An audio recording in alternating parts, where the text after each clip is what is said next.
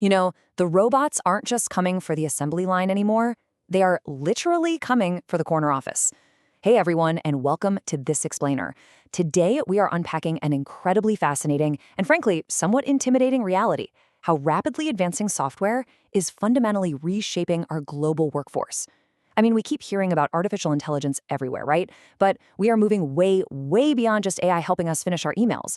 We're looking at a massive technological disruption, and today, we're going to break down exactly what that means for your career, the economy, and our future. All right, so here is our roadmap for today. We'll start with the rapid rise of AI, look at how generative AI works, identify the industries at the highest risk, explore the problem of hallucinations, and finally, finish up with new job creation and opportunities. Let's jump right into Section 1, the rapid rise of AI. 85 million. Yeah, let that number sink in for a second. According to estimates from the World Economic Forum, 85 million jobs will be affected by this shift to artificial intelligence. For a lot of economists, this is sparking some serious fears of a looming new industrial revolution. There's a very real concern that the erosion of the middle class, which, let's be honest, is already a major economic challenge, could get significantly worse if we just choose to ignore this technological wave. And to make things even more wild, the immediacy of the situation is shocking. Research from Goldman Sachs suggests that roughly 25% of all work tasks could be automated and replaced by artificial intelligence. And the absolutely crucial point here is the timeline. They're projecting this to happen in just the next 5 years. We are not talking about some distant science fiction future anymore. We are talking about right now. If you're wondering how this is happening so incredibly fast, consider this. ChatGPT recently took a verbal IQ test and scored a 155. That score is higher than 99.9% of human test takers on that exact same section.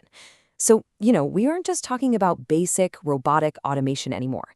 These tools are demonstrating extraordinary cognitive and analytical capabilities. Okay, moving on to Section 2, how generative AI works.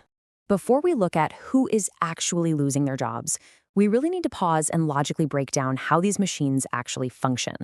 So think of a standard deck of 52 playing cards. There is this mathematical concept called the 52 factorial. It basically means that if you take those 52 cards and shuffle them, the number of possible new deck orders is so vast, literally more than the individual atoms in the universe, that it would take longer than the age of the universe to discover every single combination.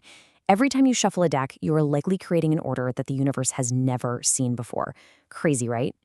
Now, imagine the entire internet is that deck of cards. Instead of 52 cards, it's made up of billions, if not trillions, of unique objects: user-generated content, pictures, stories, languages, scientific papers, basically everything created since the dawn of time. Generative AI is effectively just a machine that reshuffles this massive internet deck. It recombines what is already out there into brand new orders we've never seen before. And because the starting deck is just so impossibly large, the generative possibilities are practically infinite. Which brings us to Section 3, industries at highest risk. So with these infinite combinations at its disposal, what can this technology actually disrupt today? For the longest time, society's old fear was kind of that robots would replace us in manual labor, right? Driving delivery trucks, working in manufacturing. But the new reality is shockingly different. Because AI is basically software that excels at pattern recognition and content generation, it's bypassing manual labor entirely. It's directly replacing white-collar, administrative, analytical, and even creative work. Specifically, Goldman Sachs actually pinpointed the sectors at the highest risk. We're looking at office administration, legal operations, business operations, and financial operations.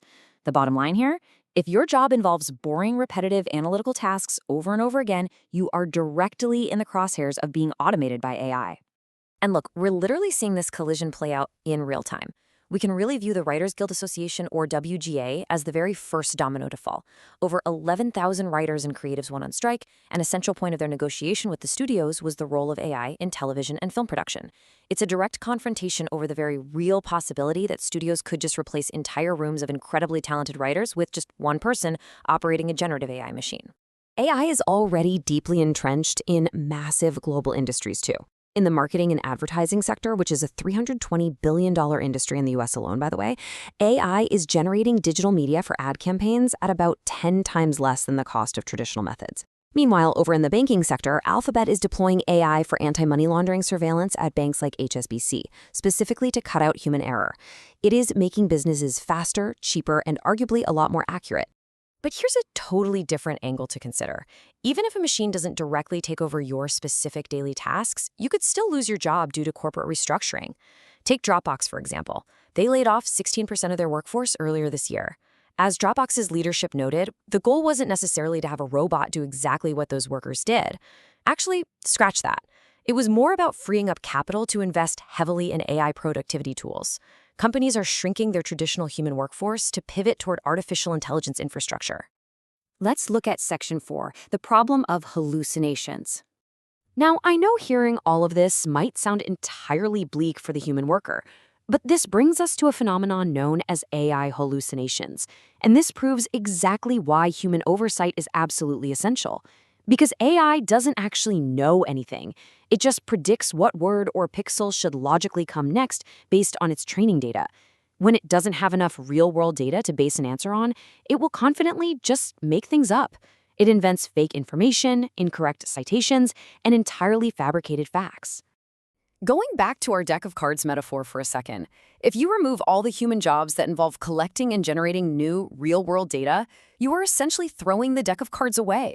The AI is left with absolutely no new information to shuffle. Without humans constantly feeding it fresh, accurate reality, the system just degrades. It loops in on itself and produces massive amounts of hallucinations. AI simply cannot fully function without humans in the loop. And when left unchecked, these hallucinations and manipulated outputs create massive societal threats. I mean, we are already dealing with rampant fake news, fake data, and businesses facing major legal trouble just because they relied on hallucinated AI citations. The tech is so democratized now that we are even seeing fully AI-generated influencers entirely catfishing audiences just to elicit emotional reactions and generate revenue. The absolute necessity of human oversight is incredibly clear right now, because the burden of determining what is factual, that now falls entirely on you, the individual consumer.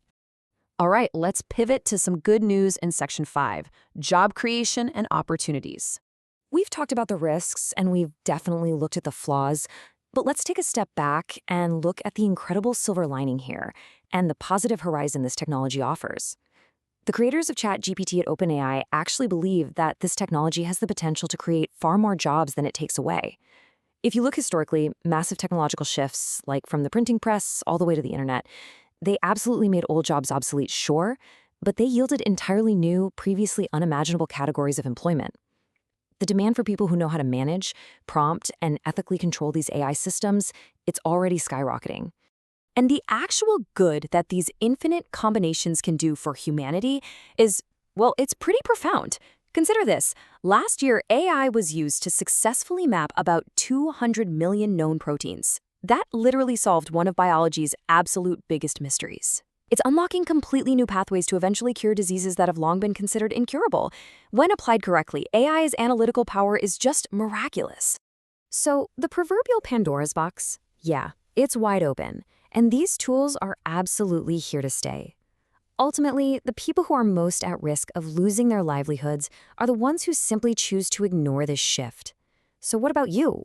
Will you choose to ignore AI, or will you adapt, learn the tools, and use them to become more creative, more productive, and just generally more effective in your everyday life? Thank you so much for joining me for this explainer. Keep learning, keep adapting, and I'll catch you next time.